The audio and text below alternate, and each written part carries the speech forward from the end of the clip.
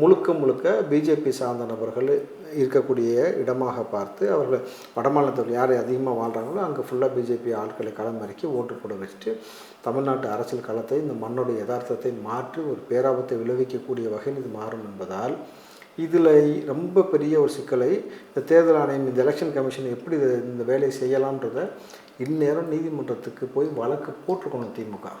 நான் திமுக எதுக்கு வழக்கு போடுறேன், ஓடிபி வாங்கக்கூடாது உறுப்பினர்கிட்ட சேர்க்கறதுக்குன்னு சொல்லி நீதிமன்றம் போட்டு தடை வச்சிருக்கு. அதுக்கு போய் நீ உடனே வழக்கு போட்டிருக்க. ஆனால் இதுக்கு நீ வழக்கு போடவே இல்லை பொழுது உங்களுடைய கள்ள உறவில் நேரடி உறவு என்னன்றது நமக்கு அப்பட்டமாக தெரியுது பொழுது.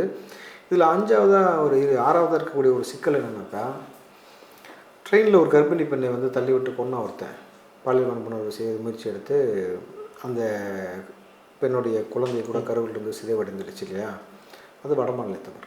ஒரு 4 வயசு குழந்தைய பாலியல் வன்புணர்வு செஞ்சு கொண்டவன் வடமாநிலத்தவர். தனியாக இருக்கக்கூடிய வயது முந்தினவர்களை தேடி கொண்டது ஒரு வடமாநில குரூப்பு. இவன் எல்லாம் என்ன பண்ணான்னா தேடினா ஓடி ஒளிஞ்சிடறான். ஆனால் இவனுடைய ப்ரூஃபை தேடினாக்கா தமிழ்நாட்டில் இருக்கும். ஆதார் ஓட்டர் ஐடி தமிழ்நாட்டில் இருக்கும். நீ வந்தவனுக்கு ரேஷன் கார்டு கொடுத்து அவனை வாழ வச்சுக்கலாம்.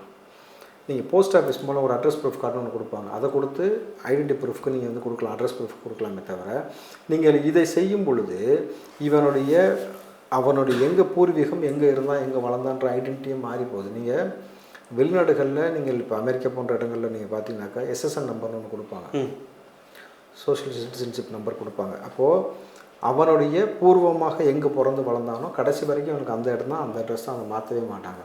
ஸோ அப்போது அவனை நம்ம ரூட்டு கண்டுபிடிக்க முடியும். பட் ஆனால் இதுக்கு அப்படியான வழி இல்லை.